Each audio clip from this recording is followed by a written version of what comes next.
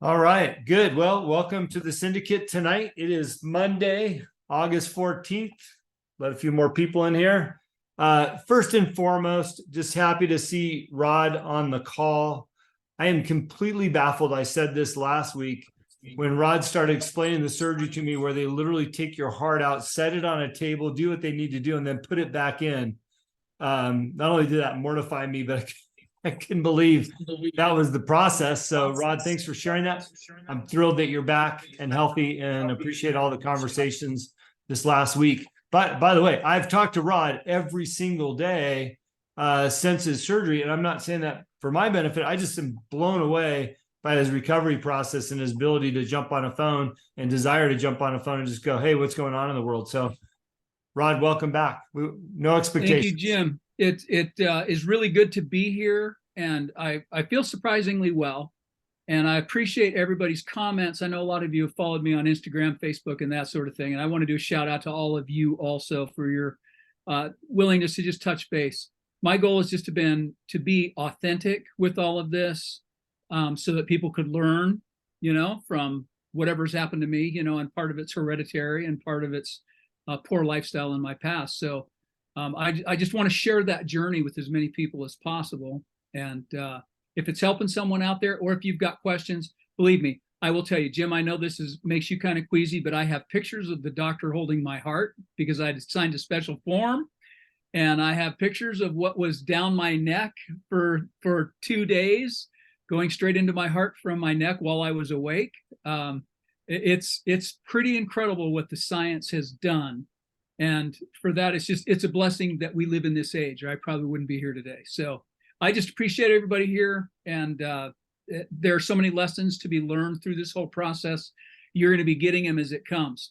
But I was also on an 8-hour seminar today, virtual seminar. Peace. So I've got 6 pages of notes that'll be coming all your guys' way down the road. Incredible stuff. So thanks, Jim. I'll let you back at it. Dude, I absolutely do not want to see a picture of your heart in the surgeon's hands. If you want to see that from Rod, private message him outside of this story. I do not want to see that. I'm sure it's amazing. Yeah. Okay. All right. Hey, just a quick update on our event coming up in 10 days. If this is, 10 days, Rachel. If this is something that you're interested in sponsoring a student, we've got a lot of students that have been signing up from Chapman and other local areas. Students are $25. If you're interested in being a sponsor of the event, please consider sponsoring at least for 12 students. And we can promote your brand and get you going there. But it's exciting to see the number of students that have signed up. So if your company or if your brand wants to sponsor a student, please hit us up and we will start promoting your brand immediately. So just something I wanted to throw out there. I've got another company that asked about that, and I just thought I'd throw it out to this group here. Okay, today's topic is lead, or how to lead. I always say lead by example is kind of the advice that we give everybody if they're in a leadership role. But how do we do that? How do we lead?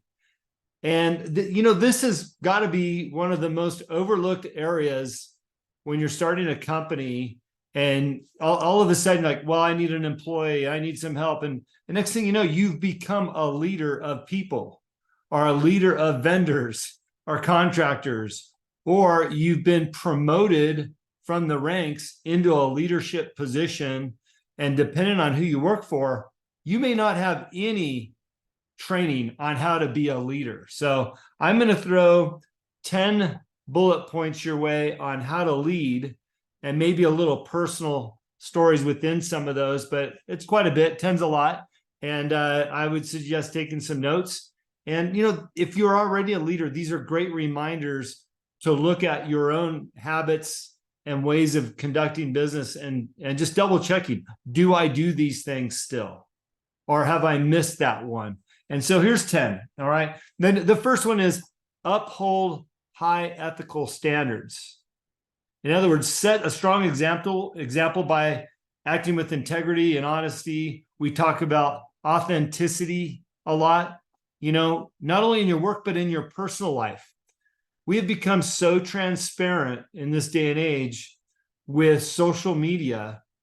People can see exactly who we are, what we're doing, how we act, what's important to us. And, you know, your employees, your vendors, your contractors see that as well because they're watching.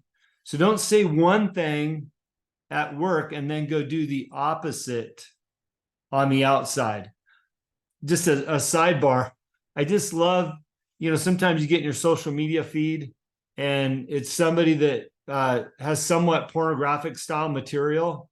And you're like, who is this person? So you look at their bio, and the first thing on their bio says, loves Jesus, you know, praise the Lord. Like, what? Where does that mix, this semi-pornographic material and your love for Jesus, right? Like, your ethics are completely a contradiction. So just realize that people do that. And then, you know, when you're creating a company culture, those ethical standards and how you uphold that is also important. I always go back to my life at Kettle One Vodka and some of their standards they had there. You know, I think I've thrown it out there before that the executive side of the building actually had thicker carpet. They wanted you to know, like, this is where the employees are at and this is where the executives are at, and you'd step onto that thicker carpet with bigger padding and everything. But what was interesting about that is that their standards for excellence were through and through. They didn't miss a beat. And I remember starting there and going through orientation of my office, and they gave me a beautiful office, nice heavy desk, but they said, well, we were required to wear a suit and tie, but if you take your coat off, you must hang it behind the door so that people couldn't see it as they walked by and it didn't look trashy hanging on the back of the chair, right? You couldn't eat your lunch in your office. You had to go down to the lunchroom and eat in the lunchroom. They didn't want the building to smell like your lunch or your dinner or your snack. You had to go down to the lunchroom, right? Your desk had to have a certain amount of cleanliness and order. You couldn't just have stacks of paper there. And whether that sounds inconvenient to you or harsh or whatever that might be, it aligned with their standards 100% of how they wanted to portray themselves in public. They even requested that when we traveled by air, that we wear our, it wasn't our suit and tie, but at least dress professionally, because you never know who you might encounter on the airplane or while you're waiting in the airport, or who you might have a conversation with and you're handing out your business card. So they took their ethics and leading by example to the 10th degree. So much so, it's always interesting when I worked Vegas with the team of salespeople out there, when we showed up to the casinos, and you know, there's lots of people there. The bartenders always said, oh, we know the Kettle One people are here because of how you carry yourself and how you're dressed and your appearance and your professionalism.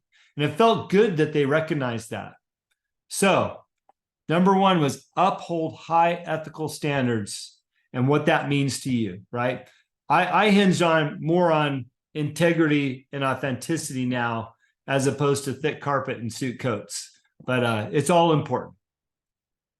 All right, number two, show empathy and kindness. Treat others with respect, empathy, kindness, show genuine concern for their well-being, and actively listen to their needs. Actively listen to their needs. I was always blown away by my time with Bill Walton. And if you don't know who that is, NBA All-Star, we did a lot of speaking together, hosted a lot of events, met a lot of people. And we would get around a group of guys or ladies or just customers, and Bill interacted with everybody, but during that interaction, he called every single person out by name. And I asked him on several occasions, how do you do that? How do you remember their names? Because we all know it's hard to remember names. And he said, Jim, I listen with attentiveness and with a level of importance, and it allows me to remember their names.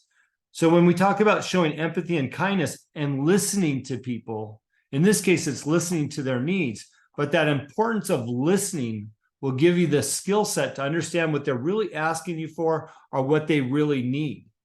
Because if you really care, if you have that empathy, you'll understand and you'll be a better leader for them. You'll be able to accommodate that and give them a genuine answer and the genuine respect they might deserve for what they're asking for. Actively listening to their needs and treating them with respect. I've been around enough to have enough bosses, and I'm sure several people in the room have had several bosses, some great, some not so great.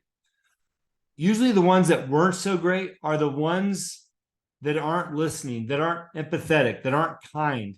And you can remember them like it was yesterday, how they treated you. And that's not how we want to lead people in our own organizations. And that's not how we become successful as leaders. So use your own examples as ways of not to be, as it relates to showing empathy and kindness to your team. Number 3, foster open communication. Encourage open and honest communication within your team or your organization. Be receptive to feedback and encourage others to express their ideas and opinions. I call this being humble. Being humble to what people have to bring to the table. Have an open, they say open door policy. I think that was a big one in the 90s and the early 2000s. Like, oh, I have an open door policy, come anytime. But do you really mean that? And nowadays, with social media and different lines of communication, more than likely a text message, do you really feel like you're openly communicating with your team and you're creating an environment where they can reach back to you if they need something? We talk every week about the availability of myself or Rod or Rachel. If you need something, communicate with us. It's important to us. We want to hear from you. It makes my day when somebody reaches out from this group and asks for something, because I realize that we've created an environment where you feel it's okay to reach out to us and ask for help or run something by us. I would encourage you to do the same in your own organizations, whatever that looks like. And you might be thinking, well, I don't have any employees. Maybe not. But do you have vendors? Do you have contract workers? Do you have associates? Do you have people in the same business as you that you can have those open lines of communicating? Are you offering your expertise to those associates or people in your field? Having that open line of communication can lead to a lot of things. I realized, it's a quick personal story, when I was racing off-road, after probably more than half my career was over, I would go to a race and I was so focused on the race and getting my team members going and all the things that I had to do for my sponsors. I didn't realize that I had a closed communication system with the race fans, people that were there to meet racers and talk to people or get to know the racers themselves. I didn't realize that I came across as closed for business, if you will. And at one point, somebody said, well, Jim, people kind of think that you're a little bit arrogant out there. I'm like, what do you mean? That's not who I am. I don't want to be that way. I don't feel like I'm that person. But I was so focused on doing my job and the task in front of me, I had neglected the other portion of what my role was, and that was to be open and being available for people to communicate with me. So we can get lost in that trap real easy. So it's a great idea to look at yourself and say, do people feel comfortable communicating to me what their needs are or desires, or even the option of doing business? So really take a look at your open communication policy for yourself. All right, number 4, take responsibility for your actions. We've heard this probably in business school or in business. Take responsibility for your actions. Acknowledge and take ownership over your mistakes. Demonstrate accountability by learning from them and working to rectify any issues that may arise. Look, nobody's perfect. Own it. It's okay. People will respect us for owning it. It's interesting because we had a conversation with a gentleman the other day. It was actually last night. And we were talking about, he's in his late 70s, somewhat incapacitated in terms of being able to walk very far, but he wants to travel with his wife, wants to go see some places that he's never seen, and it might be his last time being able to travel. The hindrance is him either getting a walker or some mechanism to get to and fro, right? The car, from the car to the activity, whatever that might be, the cruise ship. His own ego is in the way of him fulfilling some of his life dreams. It's not money. It's not time. It's not resources. It's not all the typical things that keep us from doing something. It's his own ego and his lack of being humble and grabbing a walker or a cane or a wheelchair or whatever, motorized, wheelchair, whatever that looks like. He's missing out on what could be the best years of his life. And I relate that to being responsible for our own actions. Don't let your business suffer or your employees suffer or the people around you suffer because you're not humble enough to take ownership of mistakes that you've made, because chances are you'll learn something and then people will learn from your learning, not only maybe that item, but also the fact that you're humble enough to step back and go, you know what, I made a mistake. I want to own it. All right, number 5. This is a good one for me. Embrace continuous learning. Show willingness to learn and grow. Stay updated on industry trends. Seek out new knowledge and share your own expertise with others. I say don't be a know-it-all. Just because you've been in an industry for a long time, don't be a know-it-all. It's interesting. Bruce is on the call tonight. I'm going to be co-hosting an event with Bruce later this month at the Lazy R&R Ranch. I was calling it a gun clinic, but of course, Bruce made it so much more than that. He's got a wonderful evening planned. But Bruce, what's interesting is there's a number of gun experts or law enforcement experts that are coming because they have a willingness to learn a little bit more. And a couple of them have said that, like, I'm well versed in this area, but I want to come and learn more from somebody else. And I think that if we can all take that approach, we'll be so much better for that. You know, in this last year, I've been the marketing guy all these years. You know, I've worked with Rachel. We respect each other for our marketing abilities. She's way better than I am. But in the last year, my wife, Samantha, who's on the call tonight, she started her marketing company and she invested in herself by learning. She worked with Rachel for a little while. She spends lots of time on the computer learning new skills. And I realized that she was surpassing all the years that I've been doing marketing, like light years ahead of me. And I've had to be humble to ask her, like, hey, can you show me how you do that? Or, hey, can you do this for me? I have no idea on how to do that now. And it's allowed me to learn a lot of new things. Actually, she just showed me some new tricks the other day with my iPhone, how to do better quality photos with merchandise and stuff like that. So if we can be humble and we can embrace the continuous learning, we'll get further ahead. So again, that's a great leadership quality. Okay, number 6, promote work-life balance. Encourage a healthy work-life balance by practicing it yourself. Lead by example by prioritizing self-care, setting boundaries, and promoting well-being within your team. We talk about 75 Hard a lot in this group.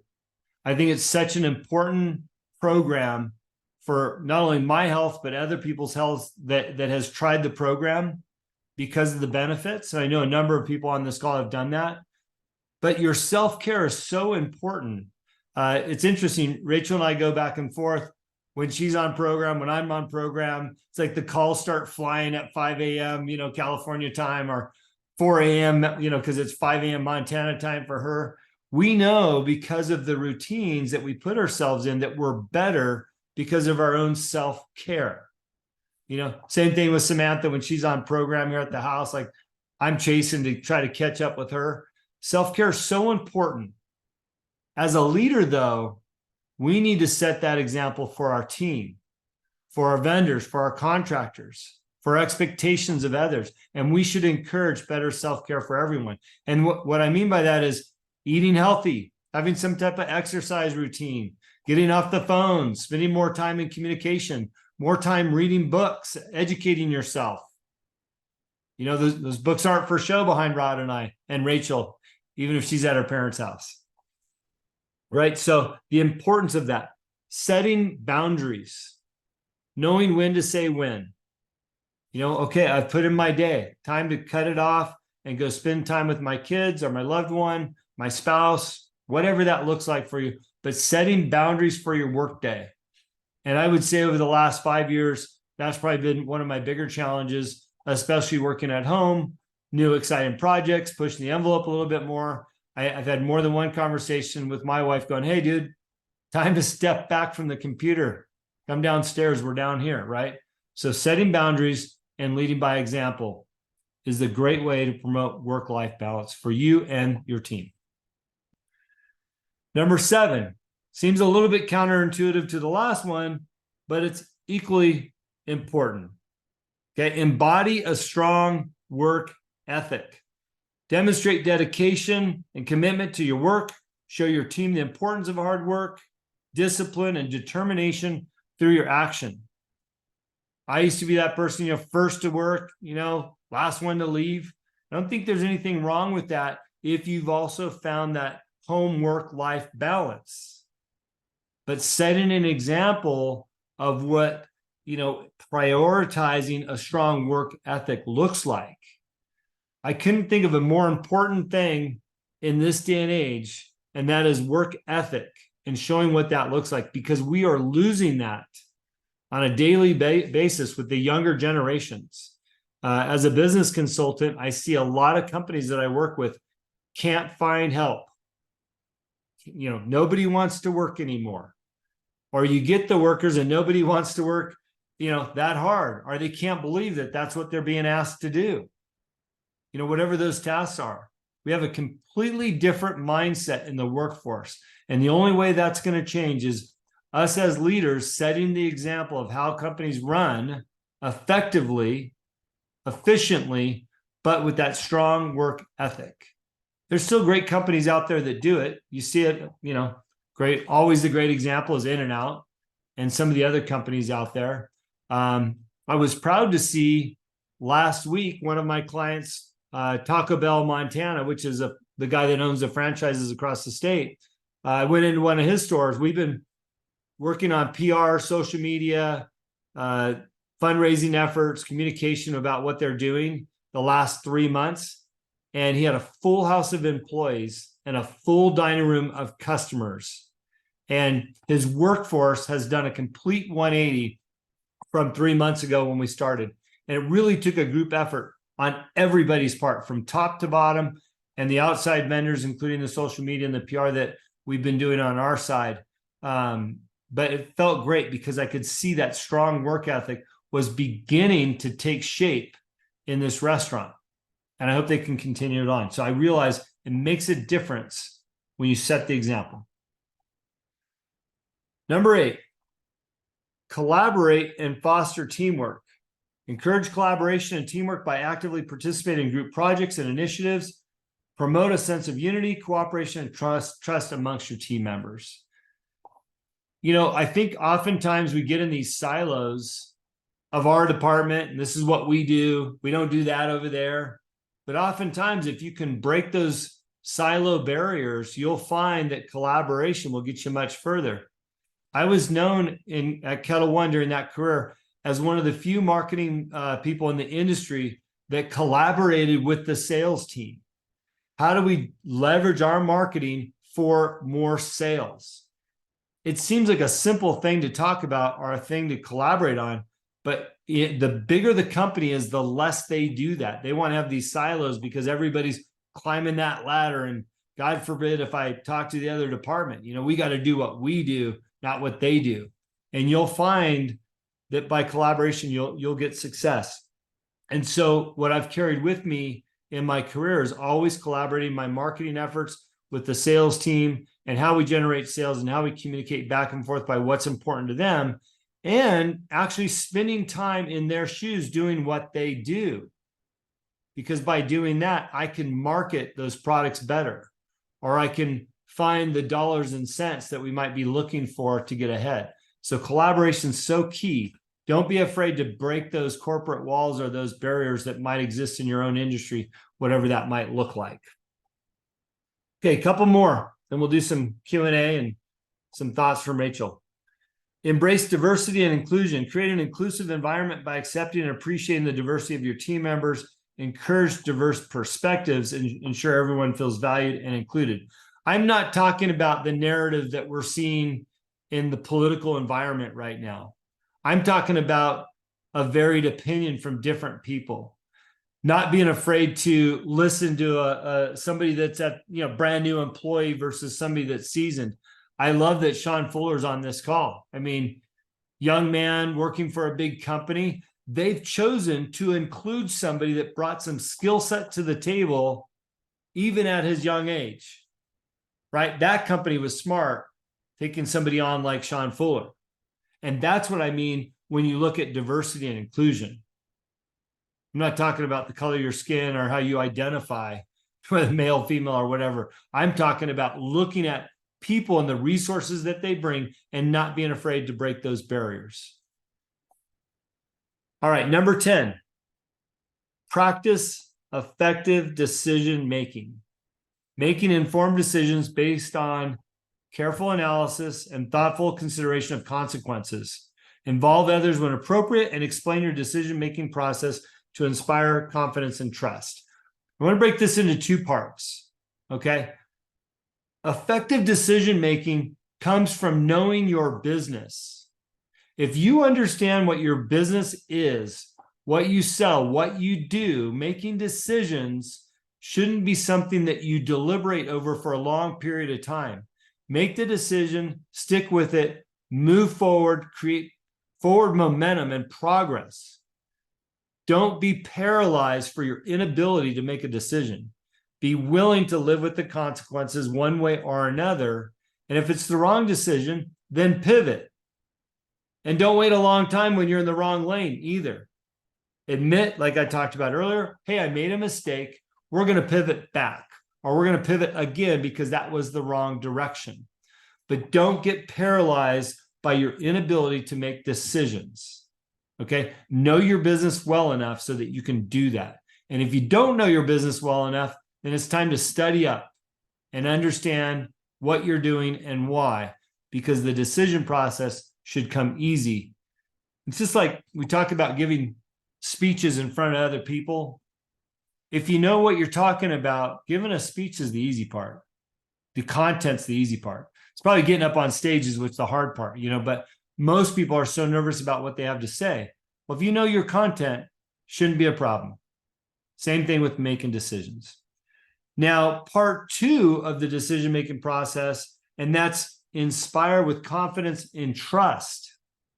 If you know your business and you've made a decision, give your team the confidence in what you've done and why you're going that direction.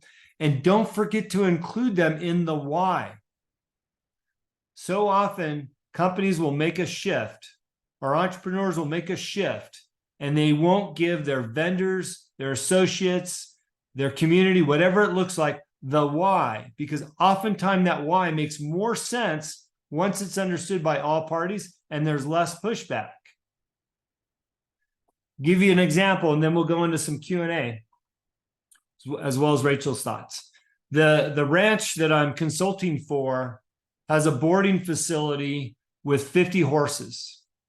Most of those horses are for dressage and polo and hunter jumper, which is, in layman's terms, it's kind of a bougie side of horsemanship.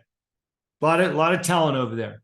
The other side of that is kind of Western style, which you see me posting. I get on my horse and sit there with a beer, or barrel racing or things like that.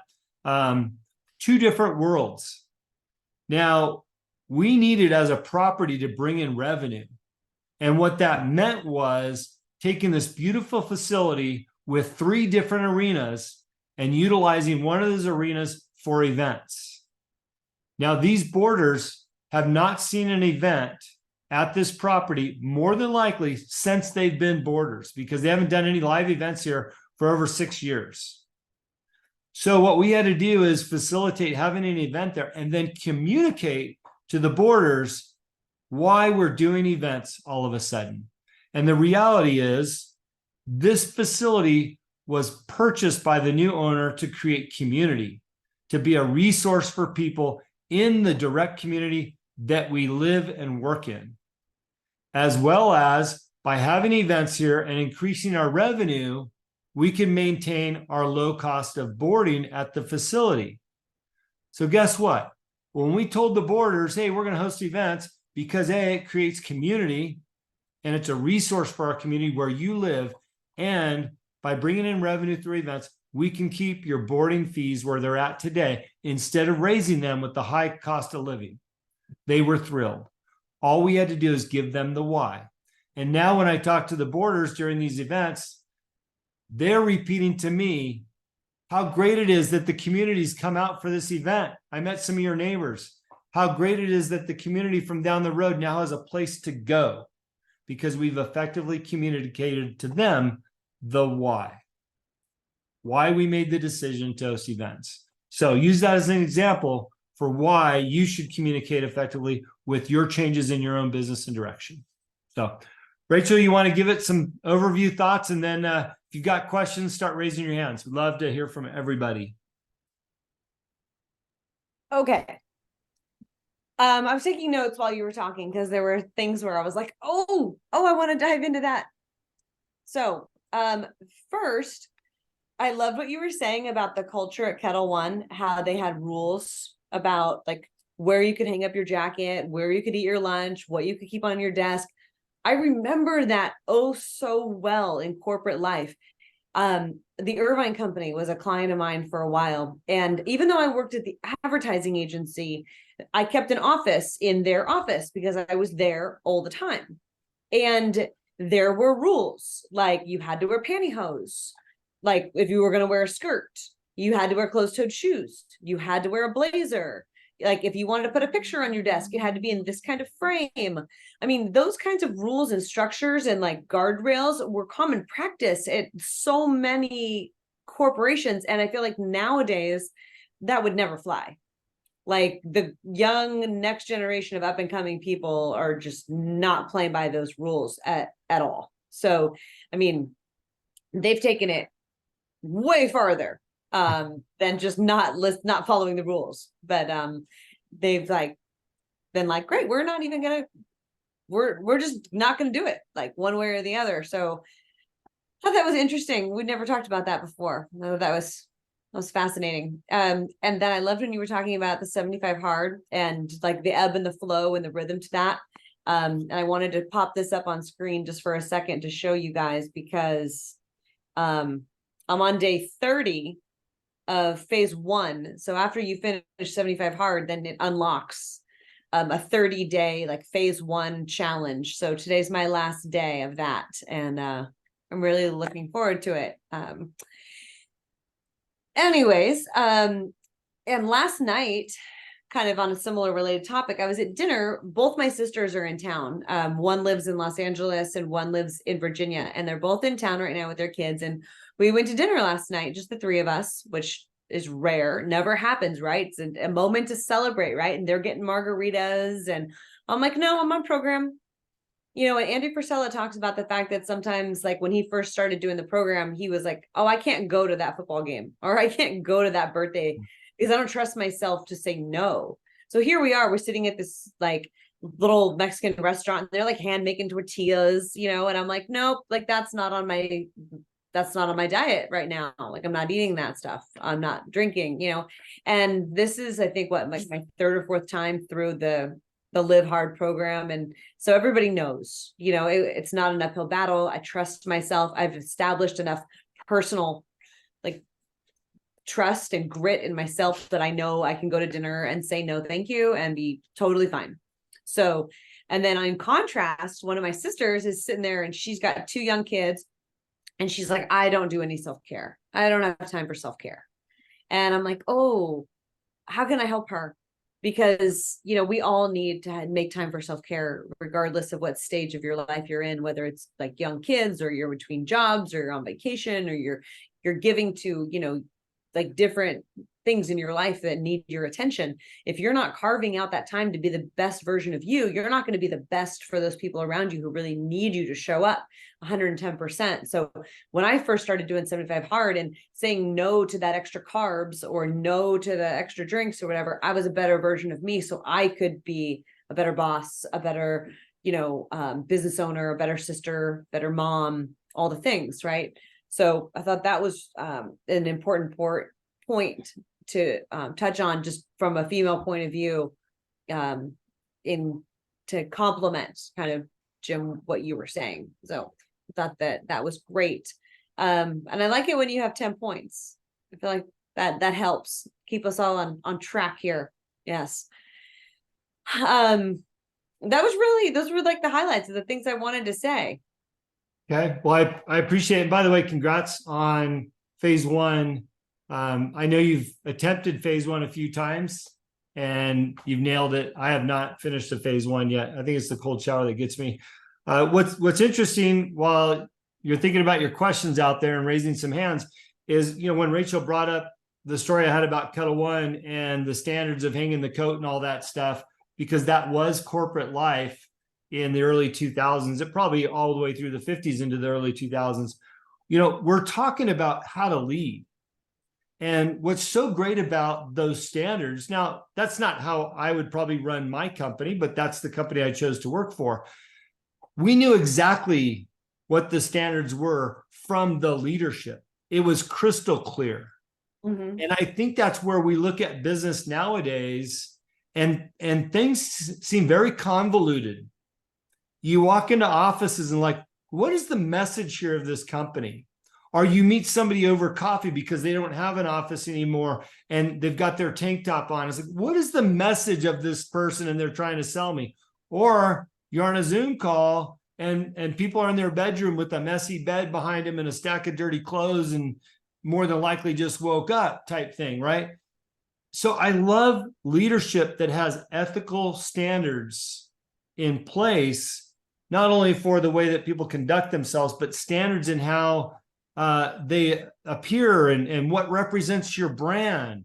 I think people have lost that. How can you say this is a high quality, top selling brand when you present yourself on a Zoom call with a messy room and a stack of dirty clothes? And I use that one because I've seen it at least a dozen times in the last year on Zoom calls with my sales business with the wine company. So yeah, Kettle One seemed extreme, but everybody knew where we stood. And I can only aspire to have those types of standards in the things that I do. By the way, I do clean my desk before I get on these calls because I want to present myself in a way that there's not a bunch of distracted stacks of paper behind me. There's only one tonight. So anyways, Rod, do you want to chime in? I was intently giving you some space if you wanted, but go for it, buddy. No, I'll jump in. I will say on this topic, this is the first time any of you have seen me in a non-collared shirt.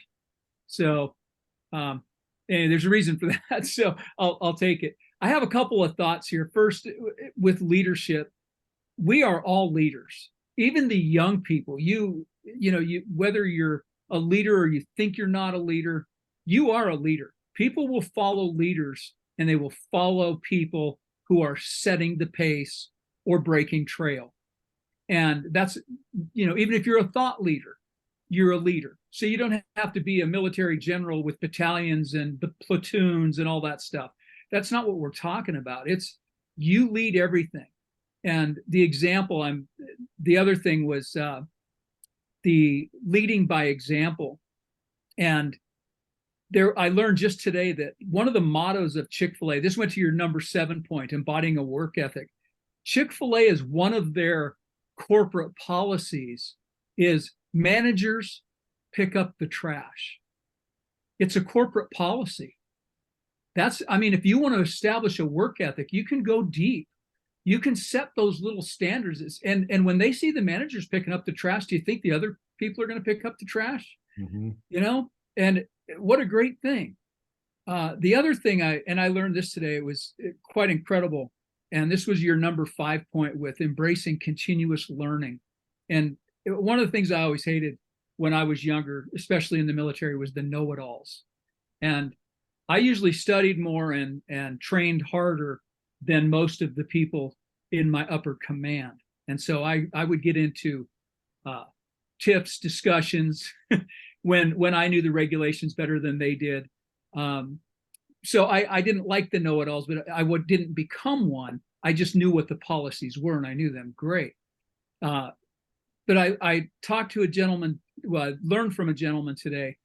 He's 76 years old, John Maxwell. And he had a file system for all of his speaking and learning. And he's written, I don't know how many books now, but he's got 11 more coming up. 76 years old. From the time he was 17 to 63, he kept a file system of all of his ideas and thoughts and things he heard from 17 to 63. And when he was 63 years old, he said, I have to shift it. I have to shift gears. I cannot keep relying on the old stuff.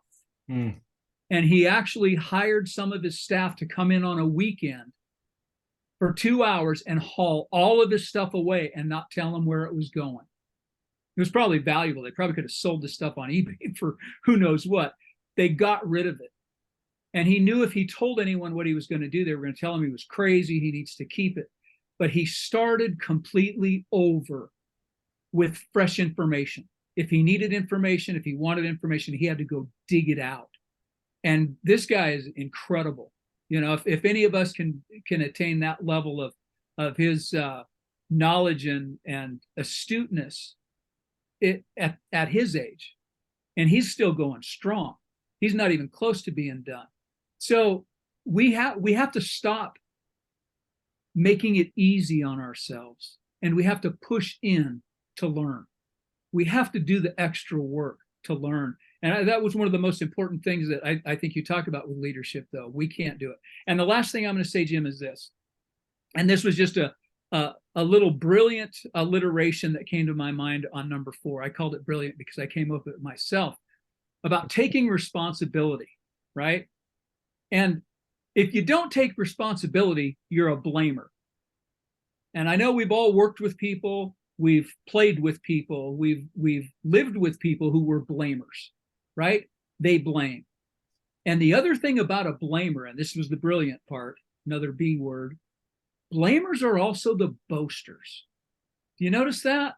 The boastful managers, the boastful leaders, those people that get in your face, they're also the ones that don't want to take the fall for what they've done. So if you're a boaster, because with the whole humble thing, if you're not humble, you're going to be a boaster. If you're not humble, you're going to be blaming someone else. If you're humble, you're going to take responsibility. So some great points, Jim, and we could go on and I could go deeper with that, but absolutely great 10 bullet points and relevant to every one of us. So Thanks, pretty Rod. good stuff. Thanks for your comments, Rod. By the way, if you heard Rod at the beginning of the call, he was humble and he took responsibility for his health. He said made some bad life choices amongst other reasons for your surgery. So even without even trying, you were being humble there, Rod. A couple of things came to mind while we were talking and looking at who's specifically on the call tonight. We've got Taylor and Jim and Samantha and probably Fred to a degree, and definitely Chris. You all have products that you sell. And so you're leading by example, and your standards can also be carried through the sale of your merchandise. And I had a great conversation with Taylor today about her product. We're going to place that in one of my clients' facilities, her purses. And what came up was merchandising of her purses. And I just thought, while we have everybody in line, if you sell a product, create your merchandising schematic, what you want it to look like in an ideal environment for that retailer. So Taylor, while I'm thinking about this, you have a few different products. Maybe clutches are on the top of a display to the next tier of expensive items, and then the bottom one is the most expensive, or whatever that looks like to you in your mind. How do you merchandise your product? If it's sitting on a tabletop, how does that get merchandised? If it's hanging, how does that get merchandised? But be prepared to educate your retailer what your standards and ethics are and how you want to communicate your message in that merchandising of your product. Now, I'm going to take good care of you and Sam with her product on the shelf set, but somebody else might not. So think about how you'd merchandise your product. Chris, I'm thinking about you. I see a lot of your product on social media. Is your product represented in a way that it says, hey, this is worth X amount of dollars, right? I mean, you've got some incredible watches, way out of my league these days. But are you merchandising them in a way that somebody goes, I got to have that? You've taken that right picture or that right angle to showcase that particular item, or maybe it's something else that you're selling, or you've made some of the other jewelry I've seen you post. I'm also thinking about Jim. You've got Kush Cube Chicago. Do you sign up a new retailer and do you just drop off a box, or do you say, hey, this is how we display our product? It's these flavors on the left, these in the middle, these in the right, because you have your own ethics and standards of how you want to sell your product. So don't just think that, this call is just about being a leader, but also lead the way with your own products and how they're being represented in the retail environment, right? Rachel, when your book comes out, you're going to want to make sure it's in the right spot, bookstore, or wherever it's going to be at. So, all right. Well, I want to tap on to that, because what you're talking about really, and I'm going to put my marketing hat on here, is push versus pull marketing, right? So, I mean, you guys, if you don't know what the difference is in, so push and pull marketing are two distinct strategies that are used very often, right? A push is when you're basically just talking at people. So push marketing is like, imagine I'll make a video about this, but like, imagine like you're Coca-Cola and you put an ad at like the Super Bowl or something, right? You're pushing out a message to everybody, and everybody is seeing it. And you're like, okay, great. Like, I'm raising broad awareness. But a pull strategy for marketing is more effective. And I think that's what Jim's talking about. If you're curating your brand and your experience, pull is more of an inbound marketing strategy. So imagine I don't know if you use Apple or Samsung products, but like, think about Apple. They often are reporting like lines around the block with people waiting to get in when the new iPhone comes out or something, right? Because they've established the brand as an authority in the industry. They've created this like intrigue around it, like, and a little mystery. And so they're pulling all these people in, and that creates more engagement. It creates more loyalty, more relationship building with the brand. So the better you can do to communicate your brand and get pulling people in rather than just pushing information out them, the better, right? So like with my book, to your point, like if I'm just like, buy the book, buy the book, buy the book. But if I'm more like, chapter 7, you'll never believe what I talk about there when I'm talking about my blah, blah, blah.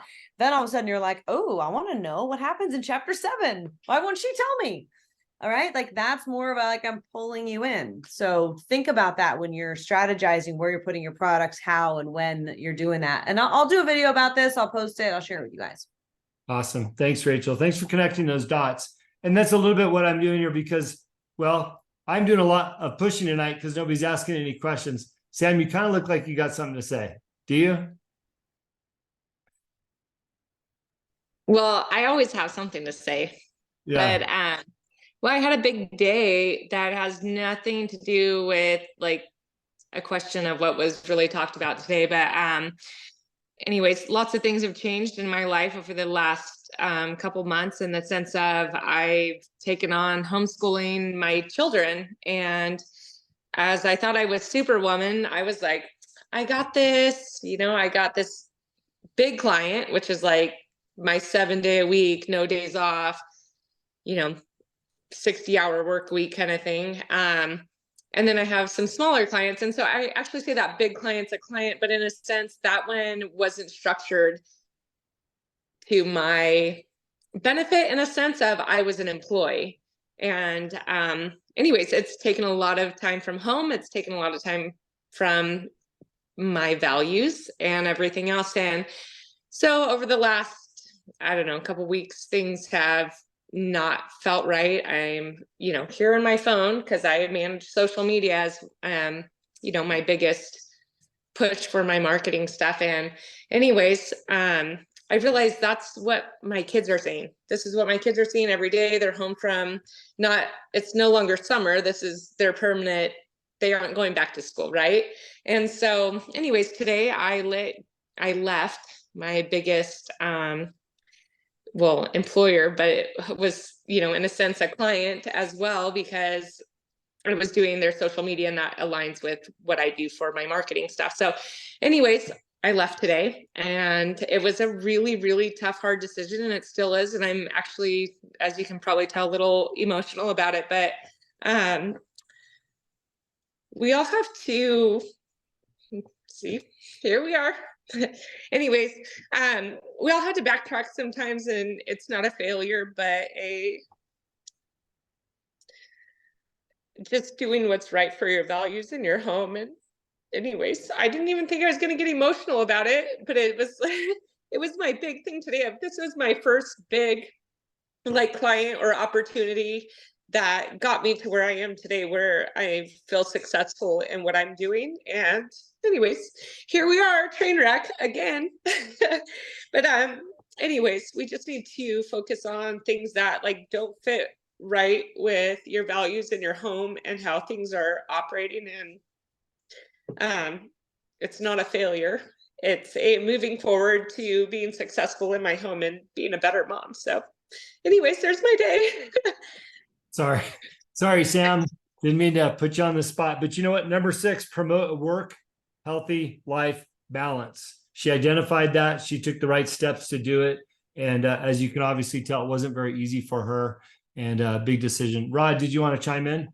Yeah, I do. Thanks, Jim. Samantha, I'm not a counselor, but I play one on TV, amongst other things. One thing I'm going to tell you about, to feel the emotional part of this is normal, and you should. You've invested a lot of your energy and your heart and your soul and your stamina, and you've sacrificed a lot for that particular job.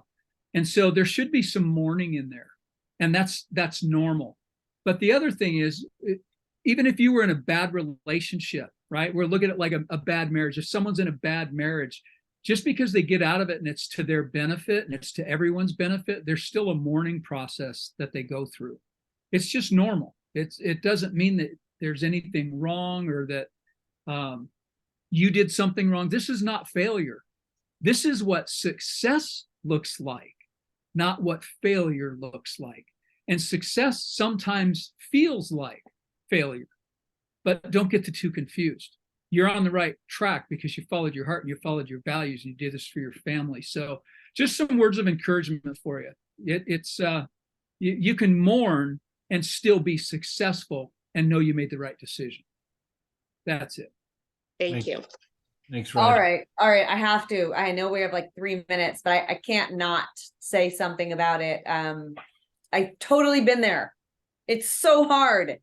And I wish I was there. I would totally come give you a big hug, because it's not easy, but every day I get a little bit better. The other thing that I'm reminded of is, I feel like I used to really get emotionally invested with my clients to the point where they felt like they were my own. And took me a while to realize that they are me and they are they, I am me. And there has to be like, I have to reserve like some part of my emotional strength as a separate entity to not be too emotionally invested. So that was the first thing. And the second thing, I don't know why I have to share this, but it just feels like the right time. I sprained my ankle a couple months ago, and I haven't been able to wear high heels since May. And I'm probably not going to be in high heels again until like the following May of 2024. And I totally was crying because I felt like it was a symbol of my power and authority. And like, I was like, who am I in a business meeting if I'm not wearing my heels, right? Like that's a part of who I am and my identity. And I had a good friend who said that like, that's okay. Like your sense of strength can come from something else. And like, you can find it in loafers or, something else. I don't know, a great pen. I don't know. So like we all like have these little like buttons where we get attached to feelings that, make us feel strong, empowered, accomplished, all these things. So you'll find the next thing. I know you will. You're amazing.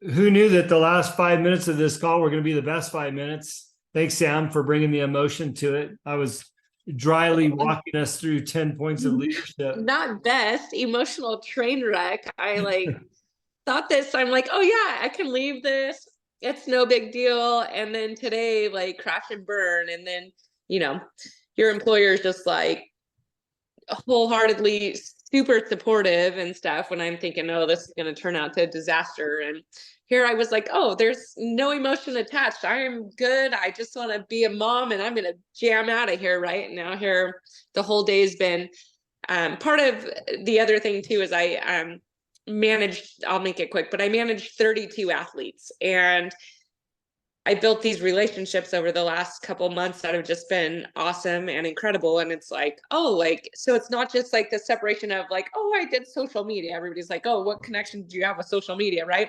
There were so many other relationships built and stuff between this. And I learned a lot, and I wouldn't be where I am today with the confidence that I have to continue on with my business if it wasn't for this one big business or a client, or however you want to put it. So thank you all for my dealing with my emotional breakdown. I'll be good next week, and I'll tell you about something new and crazy that I got myself into. That, well, homeschooling's enough, but I appreciate you all. So thanks, Sam. I'll just wrap this call with this, is that what I love about this environment is nobody's perfect. We all have good days. We all have bad days. This is a safe place to be emotional, to share what you're going through, whether that's a high, low, or something in between. Even as a leader of this group, even my wife and I are dealing with something that's obviously highly emotional. We all have stuff. And that's what community's for. It's for one another. Rod with his surgery, and any of you out there, and anybody that comes in the future that listens to this, we want to embrace these things, because this is what makes the difference in business and our success, and most importantly, our authenticity. We're not here to bullshit our way through what we're doing. So I really appreciate everybody being here. My last two thoughts on being a good leader, something that I'm constantly working on, is consistency and discipline. And that's why Samantha had a successful 8 months with that client. She was so consistent and had the discipline. And Sam, I'm sure that's why you're emotional over it, because you were vested. But like Rachel said, you've got to disconnect these clients with the emotional side of business sometimes. And I really appreciate your share, and everybody else that's here tonight. So as we've always said, if you want to connect with us, we're available. Hit us up, text, email, on the community. I've been posting more stuff on there. Rachel's always on there. Rod's always on there. Please go there. Again, if you want to sponsor some students to go to our event, they're $25 each. We'd love to have you supporting somebody. And Rachel, you're on next week. Core values are whatever inspires you for next week. So thank you, everybody. See you soon.